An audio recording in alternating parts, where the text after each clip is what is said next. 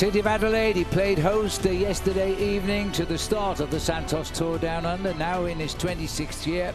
We're moving north of the city now, about an hour's drive away as we head to the famous Barossa Valley. It's going to be a big day out, it's going to be very exciting.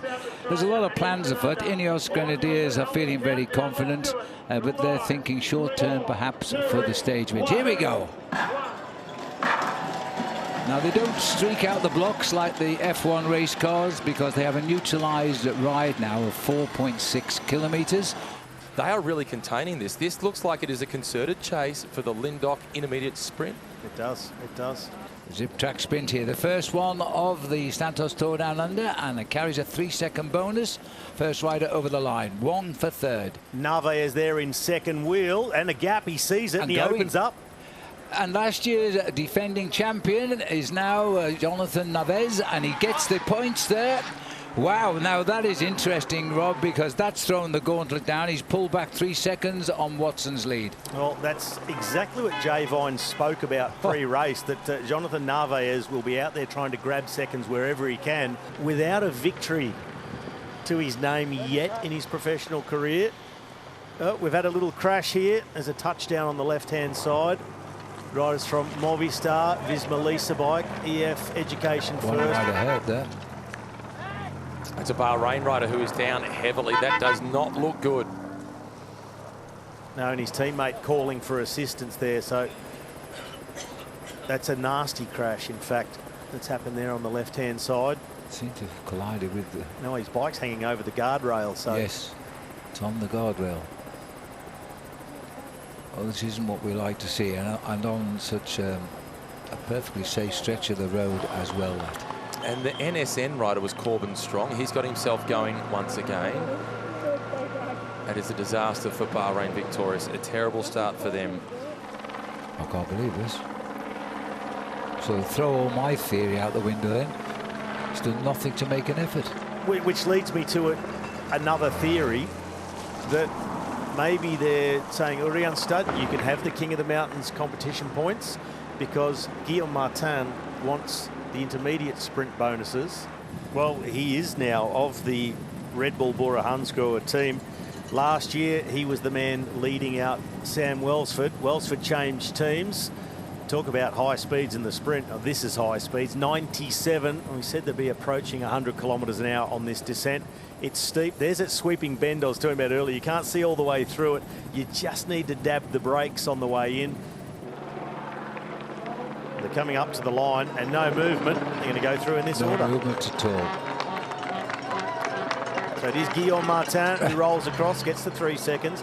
Enzo Palini takes 2 seconds for second place, and Urian Stud just tucks in at the back. So there's a definite agreement between the three of who's going to get what. There is the line, and just like the last lap through, single file, Urian Stud on the front, and he takes maximum points. We got one right. Hey, we might get the job.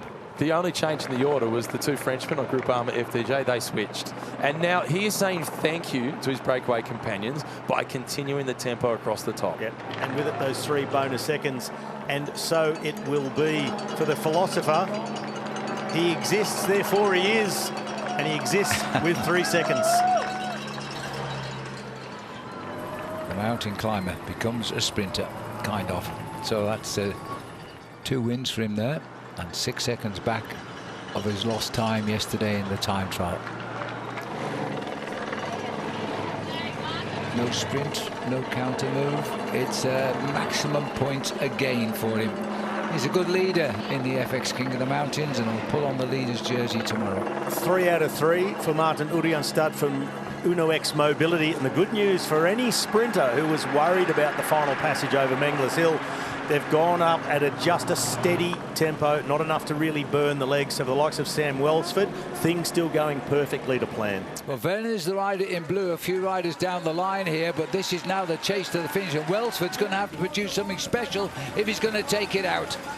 Well, the men from Decathlon have now taken over for Lund Andresen, who goes from the front. Van Poppel ranging up. Welsford caught on the barriers. Can't get through. Didn't get through, Welsford. And it is. That is a big result for Decathlon. It is Lund Andresen who gets it, the Danish sprinter from the team. They came late with a big rush, and it is Lund Andresen. That is a huge result. Lund Andresen already going full. Here comes Brennan, too little, too late, and he gets himself into second, Matthew Brennan, again on stage one of the Santos Tour Down Under, just like last year in Gomaraka, but this time it wasn't Welsford who beat him, it was Lund Andresen from Decathlon. That was a tremendous result. There's Welsford pushing the final flank, but it's the man in the middle who we can hear from right now, Lund Andresen, and I bet he's pleased. Oh, this feels amazing. I can't remember the last time I felt like this. This is unbelievable. And the new team, the bike is so fast. My teammates doing an incredible job, and also all the belief from management. We got some emails before this race reminding us the ambition we have for this year and how important it is to work together, and I think we showed that today. Tobias Lund Andresen.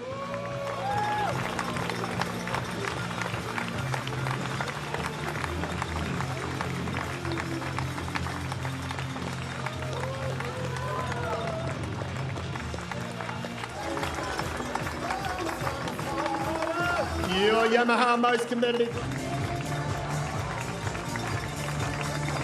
Your My Whoosh young rider leader after the Vanguard stage one. Great riding.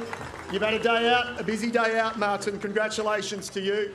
Put your hands together once more. A blanket finish. And he takes hold of Standings now as we go into stage 2 and day 3 of the Santos Tour Down Under, and there is Watson now up into second place, 1 second down into second place rather, 1 second from today's stage winner Lund Tobias Andresen.